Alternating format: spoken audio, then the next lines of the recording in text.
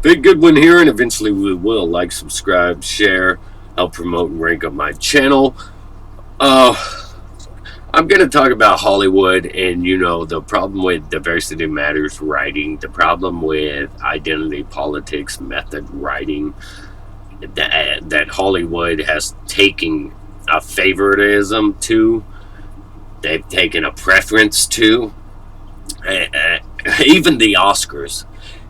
This is just going further and further. There's no way. If the Oscars are saying you're not going to qualify for this based on what kind of protagonists and characters you have, which they are now. So if you're not the most oppressed, if you're just a straight white male, then you're not going to qualify for Oscars or any of that. That's going to get your film some real notoriety based on how well it was done, how well it was executed, how well you did your jobs. Instead, they're discrediting all of that with skin color, gender, sexual orientation. It's racist, sexist, and homophobic in itself. And whatever the term for straightophobic is. But it's becoming a real problem, and as you can see, they don't really know how to tell these types of stories. When you get in a writer's room and you think you're going to write a story, and then they all sit down together, your first decisions should not be what's the race and sexual orientation of this character going to be, and then what's the gender of the character. Now, the gender itself has some credibility. And depending on if you're writing some period setting type movie, race can play a major factor in there. But if you're sitting down for a film today and you're just... Because let's be real here. Racism is not the problem that everybody's exaggerating it out to be right now. Everybody's blowing things extremely out of proportion and being completely ridiculous. And they have been doing this for years, but now it's only worse with all this Black Lives Matter stuff. But storytelling-wise, you wanted great stories. And I'm going to talk about Star Wars specifically because they felt. They don't know how under Kathleen Kennedy's leadership, or lack of leadership. And this Knights of the Old Republic is a game that just goes to show you, when it comes to race and gender, it doesn't matter. As long you can have a great story. As long as you have a great story, race and gender. I mean, Knights of the Old Republic, you can play any race, any gender. It doesn't negatively impact or tremendously discredit the story. Are they constantly throwing their race and gender in your face? Well, not at all when it comes to race. Now, there are some things exclusive, some choices that are exclusive to gender, and some scenes that are exclusive to gender. That just comes down to things like love interests and stuff like that, and what you can wear. But it just doesn't.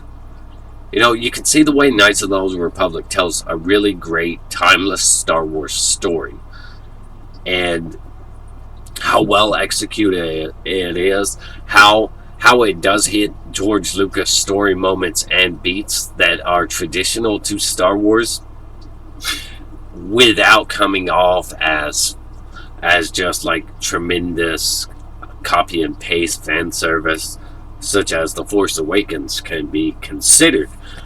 But there are certain story elements and beats that George Lucas has in his story that need to be hit, and they are unmistakable. For instance, if you take the Phantom Menace and line it up against A New Hope, well, you have two characters escaping from the films open it with space, and you have two characters escaping to a planet's surface to gather up a crew and then go off on their journey, on their adventure. And it's the same way in Knights of the Old Republic. You awaken on a spaceship, and you have to escape to a planet's surface, gather a crew. So there are certain story elements and beats that these things hit. And Knights of the Old Republic in itself comes off like its own, just the first game alone comes off like its own trilogy. You have your New Hope stuff, you have your Empire Strikes Back moments where they get bored, they get taken on that ship, and you have to help your crew escape. You choose who you're going to escape with, and all that. And then they have their Return of the Jedi entry, and then the second game also does that. It's like its own trilogy in itself, because the games are so massive, but they tell good stories with great characters, and they hit all those traditional George Lucas story beats that are, in a way, reflective. They are reflective of the original trilogy, and they also are tribute and respect to the original trilogy, and in a way they're also fan service, but they don't come off that way because they're so well written and executed. And this is a perfect example, because you can choose any race or gender from the start. You can choose any ethnicity from the start of the game, and you can choose your gender, and the story is still great. Yes, there are some little things that you can get differently based off gender, not based off race, but based off gender. There are certain story elements and stuff that are a little different. They're very minor, but ultimately they put the story first, before race, before gender.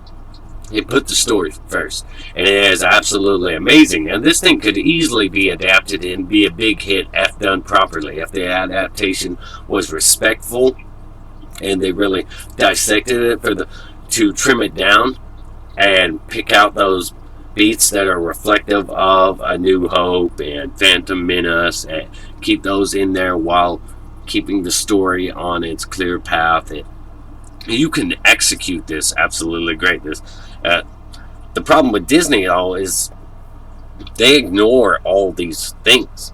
Like the sequel trilogy, it was already written in books.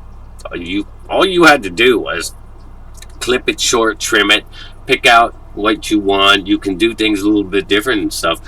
But what's in the books would have actually been better than the sloppy mess that was executed in the movies. Because it was clear that they didn't have any idea of what they were doing, that they just knew they wanted a story with a strong female character. And I don't know, and they wanted their gay pilot, they wanted their black stormtrooper, they just wanted to check all the boxes. They will not focus at all on great storytelling. They just wanted to make sure they had all the right boxes checked, all the right characters represented that are supposedly oppressed in today's day and age. It's very easy to write a Star Wars movie. One that, if you know what you're doing, if you really care about Star Wars, it should be really easy to write an epic Star Wars story that keeps the spirituality and essence, while also paying fan service and giving us characters to care about. These two games did that so well because the people who wrote these understood. They really understood.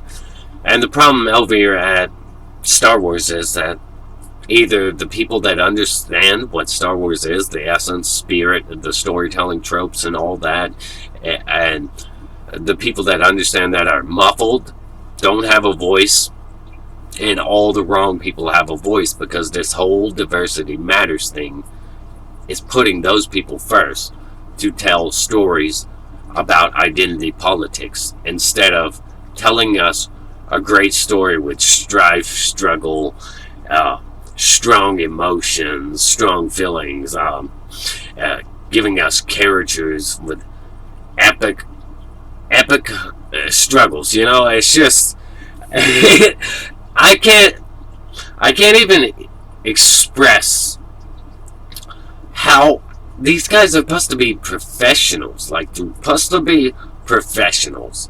They spend so much money on making these movies, on making these projects, and they've just been so messy and unprofessional that it's ridiculous. Fans can do a better job with Star Wars than the people we currently got making it. Now, that's not to discredit like Dave Filoni or any of them. Maybe they'll set Star Wars on the right course. But there's a lot of talk about like Disney's just going to flat out ignore the sequel trilogy, maybe erase it. And while people talking about that kind of stuff do have credibility, also at the same time, I don't believe for a second that they're not just going to double down on these identity politics type stuff. Now, that it's all dependent really on who you have in charge, but with the way Hollywood is, I think I'll continue in that direction of doubling down on identity politics, because you look at Oscars and all this other stuff happening right now, it only says that in order to get the awards and credibility and stuff they want, they're gonna have to double down on it. They're gonna have to double down on it now. If you want to qualify for something like Oscars or other awards, you're gonna have to double down on all the crap you created for yourself now. But Star Wars, you can easily tell a great Star Wars story without focusing on the race and gender. You need to focus on the story and where it's headed before you even concern yourself with why is the race of the character really important. If you're trying to represent certain audiences, certain audience members, well, most people don't go to see a movie because the protagonists are the main characters are their skin color. Take movies like Don't Be a Menace. I don't remember any white person in there that represents me, and I thought that movie was hilarious. Stupid and hilarious, and a good time, good entertainment. But this is the problem. Identity politics is the problem. It's no way to write a story. It shouldn't be your primary focus. You should just stop and really sit down and buckle down on getting a good story with great villains, great heroes, great stakes, and characters with real substance and depth. You can't just microwave characters.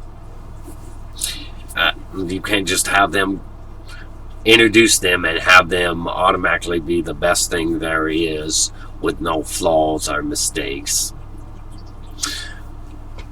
But I just wanted to talk about this a little bit, and I wasn't that clear because this isn't something that's written or whatever. I just get up here and I talk. So like, subscribe, share, and comment down below. Give me your own thoughts and opinions. I just think Knights of the Old Republic is a really great example of why identity politics doesn't work.